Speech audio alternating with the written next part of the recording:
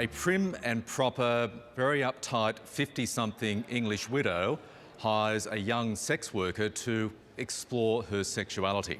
That is the premise of a fabulous new film. Good luck to you, Leo Grande. It is at times funny, sad and incredibly awkward in a really beautiful way. I sat down yesterday with the stars of the film, Dame Emma Thompson and Daryl McCormack.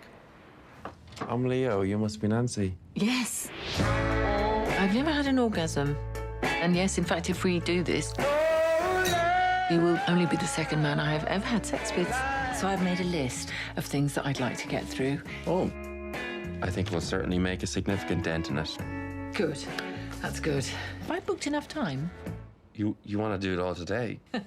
Yes. No. Emma, Daryl, thank you so much for your time. Oh, thanks. Thank It's you. lovely to be Thanks for here having in us. Sydney. Love the film. Emma, you play Nancy. She's a widow, a former religious education teacher, had a fairly unadventurous sex life with her late husband and is very keen to explore her sexuality with Leo. Why were you attracted to the role? Because it's about so much that I think speaks to women's experience, that we're not encouraged to interrogate ourselves about what we might want or what might give us pleasure, because we're a bit nervous about that and it's sort of outlawed. And also I think that it crosses so many boundaries. It's not just about, you know, some older woman thinking, I want to have better sex. That's so not what it's about.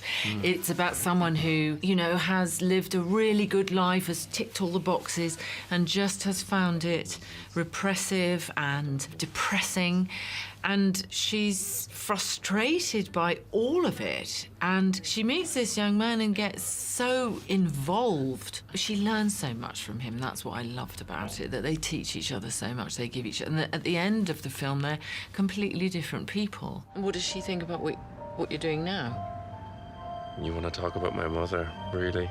Daryl, you play Leo. He's younger, very smooth, charming. He's got his work cut out for him initially in talking Nancy off the ledge, but he's which you do very expertly, but he is all about reinforcing, I guess, the universality of pleasure, right? Yeah, absolutely. I think he's a young man who has managed to grapple against the idea of shame around sexuality.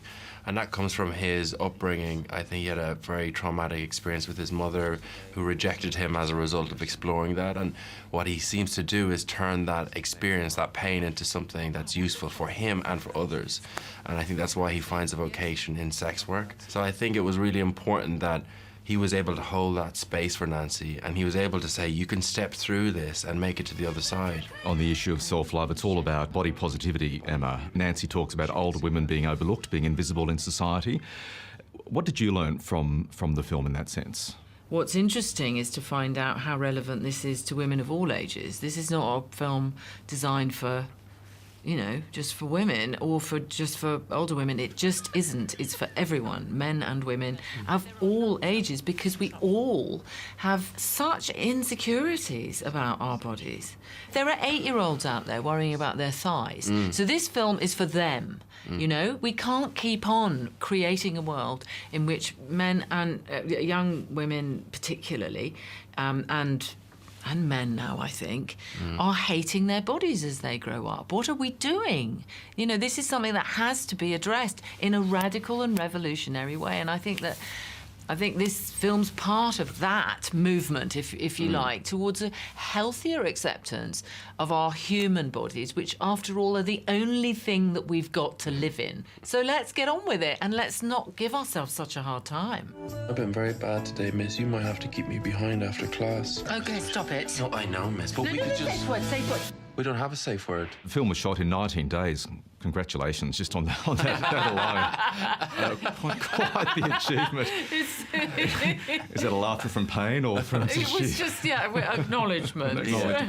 But the dynamic between you two is just superb, given the short time frame. How did you get to know each other before and during filming to make that dynamic really sing on the screen, Daryl?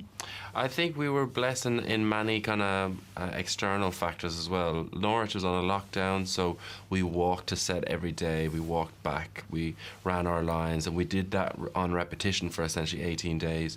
So there was quite a beautiful ritual to the way we worked. Me and Emma have a similar humour, which is something that I don't think you can just kind of find. I think it's something that is just given to you. So we were really compatible in that sense, being able to like go into the serious moments of the film, but being able to enjoy the humour that we brought as people as well. But yeah, we just spent so much time together, just spoke and just cared so much for making, to doing justice to these people. And we laughed a lot. Yeah.